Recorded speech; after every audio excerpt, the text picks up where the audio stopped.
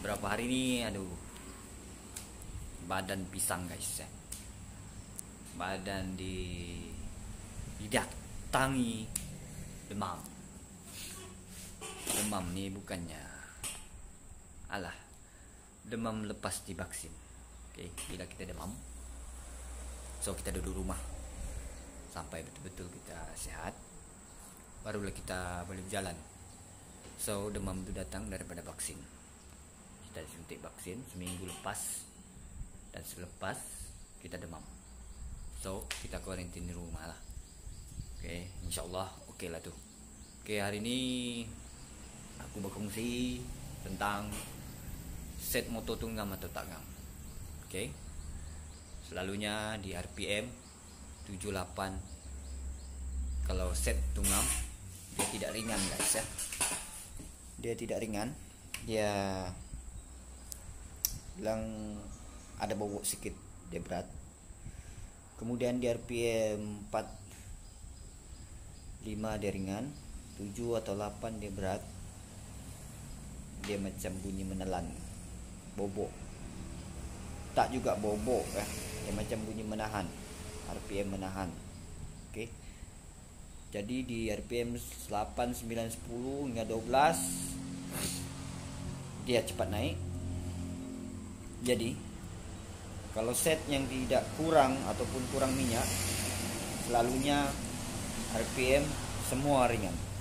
Oke, RPM dia semua ringan, termasuk cepat naik lah, maksudnya cepat naik, ringan. Lepas tu kalau kita jalan tahan di RPM 7 atau 8, dia still bunyi dia panjang dan tidak ada bunyi bobok, langsung tidak ada bunyi bobok. Itu adalah set kering. Oke, bagi contoh ya, bagi contoh guys, ini RPM sampai sini dia sangat berat, 67 dia berat. Oke, bagi set yang minyak lebih. Oke, terlampau lebih 45 dia bobok sudah. Oke, dia terlampau bobok 45. Oke, terlalu, kalau minyak terlalu banyak, 45 terlalu bobok, maksud dia pelet terlalu besar. Oke, pelet besar. Bila menjet kita besar, dia punya RPM 78 dia bobok. Oke, atas 78 dia bobok. Itu menjet kita lebih. Apa kelebihan menjet kita lebih? Oke, satu, motor kita takkan jam karena kalau pelet terlalu lebih, terlalu besar, di RPM rendah dia berat. Oke, di RPM rendah dia berat. Bila berat di RPM rendah, maksud dia spark plug kita mungkin tidak tahan lama pakai. Satu, dia terlalu basah. Oke, ini kalau set highway orang selalu pakai pelet besar, sebab di RPM rendah dia berat. Oke, di RPM tinggi dia power. So dia mau di RPM tinggi ataupun mau laju, mau masuk highway laju terus. Oke, bagi aku lah, punya set, aku akan cari di RPM 78. Di 78 dia bobok ya. Bila bobok di 78 di RPM tinggi, maksud dia di kita punya menjet besar. Pelet kita ngam. Bila pelet di RPM 4 atau 5 dia bobok. Tapi bila menjet 78 dia bobok. Oke. Bila 78 dia bobok, 4 dia 5 dia, kita jalan santai sini, RPM sini sedap. Dia sedap kita bawa. Tapi kalau 78 dia bobok, maksud dia kita laju, kita highway, atas highway kita laju 78, kita mau ambil lebih minyak tu, kita turunkan RPM ke 78 dia bobok balik. Dia maksudnya dia semburkan minyak lebih. Oke, bila kita lock RPM sampai 11, 12, lock lah bagaimana panjang pun.